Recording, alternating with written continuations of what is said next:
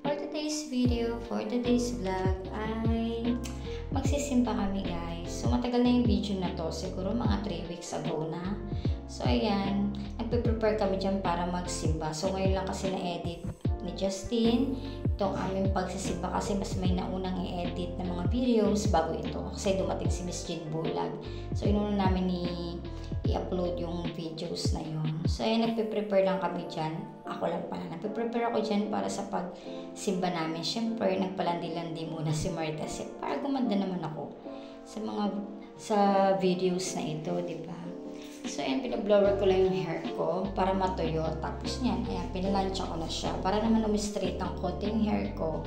Malali ang plancha lang yan guys, hindi yan maganda ang pagkakaplansya ko kasi nga magsisimba na kami, baka malita kami sa misa, tsaka bibisan ko pa yung mga kids, ayusan ko pa syempre. So ayan, kanina naglagay lang ako doon ng Nivea cream and then naglagay ako ng sunscreen na yung kay Bello. Tapos ayan, after naman ng blower, plancha, naglagay ng makeup konti-konti para naman gumanda ako ng konti, diba? So ayan, papunta na kami niya sa may simbahan. So, ayan si Black ang ingay. Akala niya kung saan kami pupunta. Akala niya magsiswimming kami. So, yung simba na kami. Nagpakit-pakit lang ako dyan for today's video.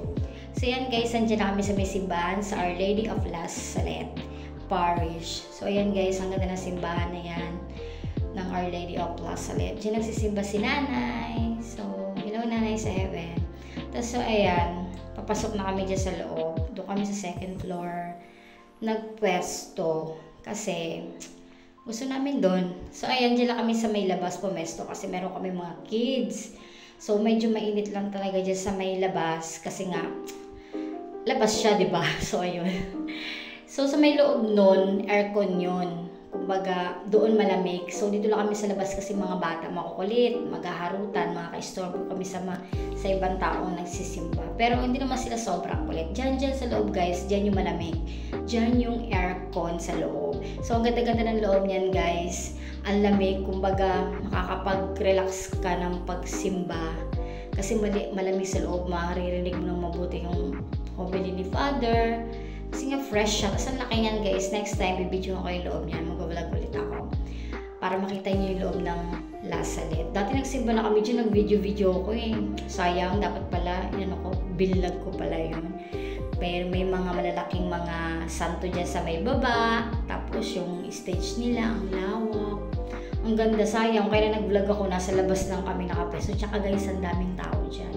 Ang daming nagsisimba. Yung iba dumadayo pa kasi siyempre sikat si Father, diba? Si Father Fidel, yung sikat sa TikTok and then sa Facebook. Alam nyo, kilala nyo na yun, si Father Fidel, yung magaling mag-homily, minsan may iyak-iyak pa siya, diba? Yan, siya yung pari dyan, siya yung nag-manage sa Our Lady of La Salette. So, dito lang yan guys, sa San Jose del Monte, Bulacan. Sa mga gustong magsimba dyan, dito lang yan sa Muson, sa Harmony Muson, San Jose del Monte, Bulacan. So, iba sabi nila sa mga Quezon City pa, sa Manila pa, dumadayo dyan para magsimba. So, yan guys, nagano yung mga kids dyan na ostya, kumain sila ng ostya, yung mga aming kids. Ayan si Black, gusto niya kumain ng ostya dyan, kaya nakasimangot. Kala niya naman pwede na siya mag-ostya, kaya yan nakasimangot siya. Siya lang atang hindi nag-ostya dyan, at saka si Kuya MJ niya. Kaya nainggit siya sa mga kuya at ate niya. So, ayan, kasama pala namin dyan ang family nila, Tito Arnel, si Vilma Santos, si Gob, at ang tatlo niyang kids. So, ayan, tamang video lang muna si Tito para naman, wala lang, may memories. Tapos, ayan, after na, tapos yung misa niyan, guys. So, nagtambay-tambay lang kami sa may labas. So, tambay-tambay, picture, alam nyo na. Tapos, alam nyo, daming tao, tingnan nyo naman. Tingnan yung paligid, diba? So, ang dami talaga dyan. Ang dami nagpipicture. Kasi nga yung iba malayong lugar pa para may pang-post sa Facebook, diba? Tapos, ayan. Ikutin nyo. Ayun, ang ganda ng simbahan, diba? Ang ganda. Ang laki niya sa loob talaga, guys. Mga Marites, mga meses. So, ayan. Tambay-tambay. Hindi ko susuan, ayan, So, ayan, bumili na si Vilma dyan ng cotton candy. Nagreklamo dyan si Vilma Santos, si Gob, dahil ang mahal na daw ng cotton candy. Kasi ng mga bata pa kami, ang mura ng cotton candy, 5 pesos, 10 pesos. So ngayon is 20 pesos na yung cotton candy. So na problema talaga si Vilma dyan. Todo reklamo siya. So, kumain din kami dyan ng mga fried rice, siomai. Tapos, ayun, umuwi na kami dyan, guys. Ayun na, umuwi na kami dyan. Kaya, ayun, thank you for watching. Sana nag-enjoy kayo sa panonood. Don't forget to subscribe, like, comment down below, and share.